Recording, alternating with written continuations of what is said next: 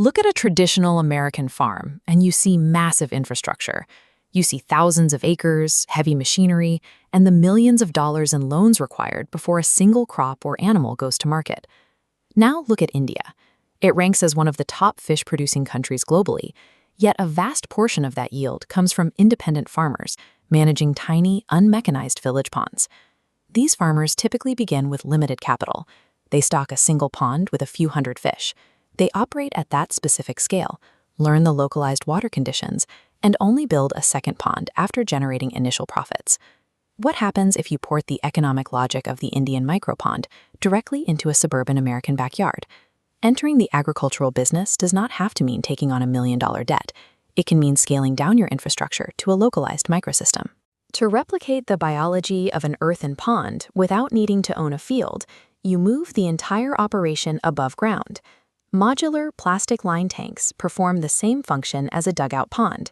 This setup requires roughly $1,000. You allocate that budget across 4 core components: the stock tank itself, an air pump for oxygenation, a water filter, and high-quality commercial feed. Once the hardware is set, you need a species built for these exact conditions.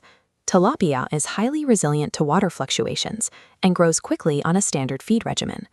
Substituting heavy earth-moving equipment with modular components lowers the financial barrier, allowing for an entry point that doesn't rely on massive land ownership.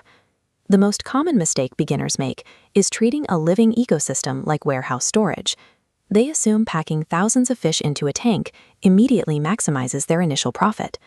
This chart shows what happens to water chemistry under overcrowding. As fish density increases past capacity, available oxygen drops and stress-induced diseases spike, often resulting in total inventory loss. Successful farmers manage the water first and the fish second. By starting with just 100 to 200 fish, the oxygen levels remain high and stable. Starting with 200 tilapia and maintaining a 90% survival rate results in 180 mature 1-pound fish. At $5 a pound, that single tank rates roughly $900 in initial revenue. In microfarming, economic growth comes from biological stability, not from overstocking your first tank. While Indian farmers often supply local villages, an American operator can bypass low-margin wholesale markets. Selling directly to consumers at farmers markets or local restaurants captures the price attached to fresh, local, chemical-free seafood. You can then integrate crops through aquaponics. This mimics the Indian practice of polyculture by growing vegetables like lettuce and basil directly above the tanks. This diagram shows the integrated loop. The fish produce ammonia, beneficial bacteria convert that into nitrates, and the plants consume those nitrates as fertilizer, returning filtered water back to the tank. This allows you to pay for a single input, fish feed, and harvest 2 commercial products from the same square footage. Beyond the physical harvest, the operation itself can be documented as a digital asset. There is a massive audience for agricultural content.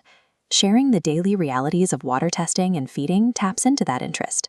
Monetizing those updates on platforms like YouTube creates a secondary revenue stream that isn't tied to your physical crop yield.